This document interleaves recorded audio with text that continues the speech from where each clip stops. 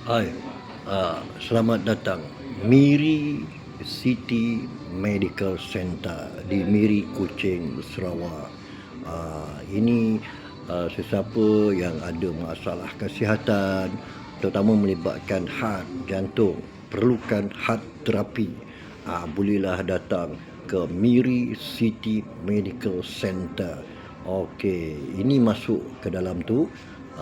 Di sini kita ada klinik pakar, specialist klinik. Okey, di Miri City Medical Center ni bangunan 4 tingkat.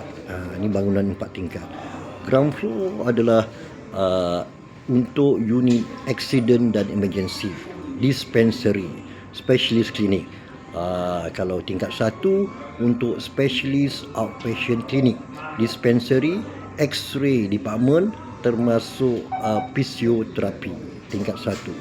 Tingkat 2 cashier ward, heart therapy dan juga labor room.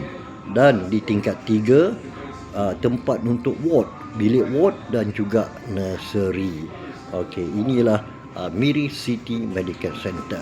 Dan yang paling penting, sesiapa yang ada masalah kronik seperti jantung, buah pinggang, liver problem, bolehlah dapat nasihat daripada wakil-wakil Miri City Medical Center ataupun berjumpa dengan doktor pakar yang ada di sini. Apa tunggu lagi? Dapatkan rawatan kesihatan jika memerlukan. Alright, semoga sihat-sihat anda selalu. Bye-bye.